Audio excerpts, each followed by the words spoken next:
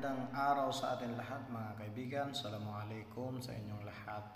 So mga kaibigan, ngayon mapapanood nyo, makikita nyo itong viral ngayon sa social media na tubig daw na nagpapagaling ng sakit.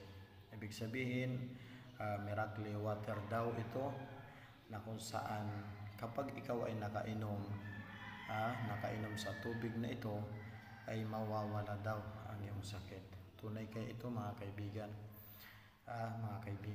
So itong mga tao, mga kapatid natin na mga Muslim, ito ay sa lugar ng mga kamusliman sa Mindanao, sa Butig, sa Butig daw. So iba't ibang lugar dinadayo ng mga kamusliman itong sinasabi nilang nagpapagaling daw ng sakit. So tunay kayo ito mga kapatid.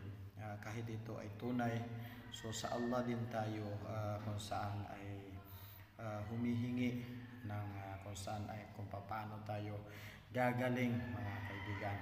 So kung tunay ito mga kapatid, nawa itong mga tao na ito na nakakuha ng tubig dito ay pagalingin nga sila ng Allah subhanahu wa ta'ala.